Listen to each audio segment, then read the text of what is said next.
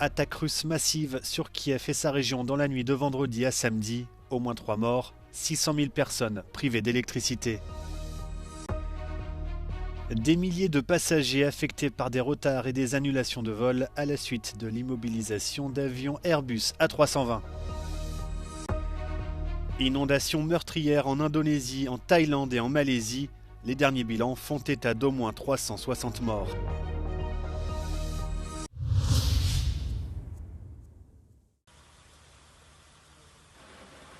Au moins 3 personnes ont été tuées dans une nouvelle attaque d'ampleur russe visant Kiev et sa région dans la nuit de vendredi à samedi. L'armée ukrainienne indique que 596 drones et 36 missiles ont été lancés. L'attaque a aussi fait des dizaines de blessés. Près de 600 000 habitants de la région se sont réveillés sans électricité.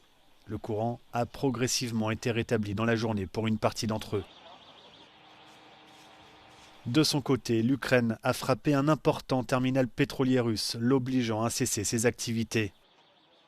Ces événements interviennent dans un contexte de négociations de paix menées par les États-Unis.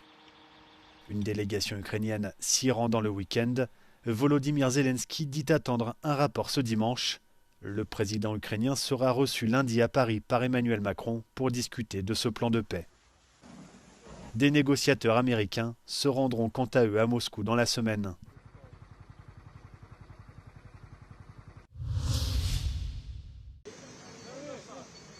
La présidente du Parlement européen, Roberta Metsola, s'est rendue vendredi à Athènes pour inaugurer le European Experience Center, une initiative du Parlement visant à rapprocher l'Union européenne et ses institutions des citoyens. It is the Europe we believe in, a Europe built on participation, responsibility and choice. And it is what guides every debate and every vote in the European Parliament. I am proud to be here today and proud of Greece. The Greek people stood strong and you came through it. Your country has undergone a remarkable transformation. We are faced, both in our domestic politics but also at the European level, with many populist and anti-European forces. Sometimes they're fueled by hostile third actors, and they seek to undermine our idea, our concept of a united Europe. This is a milestone. It's a milestone for our capital, but also for our European Union. And I congratulate the European Parliament, of course, for recognizing the value of these exhibitions and investing in them all across Europe. Lors de ce déplacement, Roberta Metsola a pu voir de ses propres yeux l'expérience interactive qu'offre ce nouveau lieu aux citoyens européens.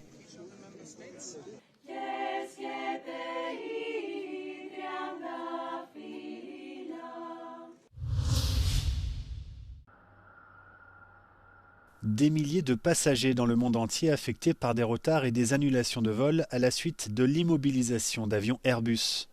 Environ 6000 appareils A320 sont concernés par un problème de logiciel. Une enquête sur un incident survenu au mois d'octobre a en effet révélé que les radiations solaires pouvaient interférer avec les commandes de vol de ces appareils. Si bon nombre d'avions ont déjà pu bénéficier de la mise à jour du logiciel concerné, certains plus anciens devront voir leur ordinateur de bord remplacé. Air France prévoit de son côté un retour à la normale dimanche, sauf pour les vols qui relient les destinations des Caraïbes entre elles, Guyane, Martinique, Guadeloupe, République dominicaine et Haïti.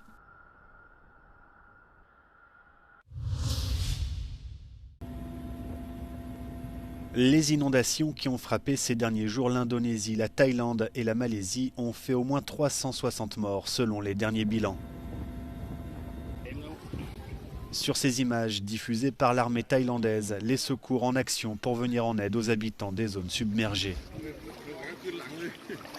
Plus de 160 morts ont été recensés dans le pays.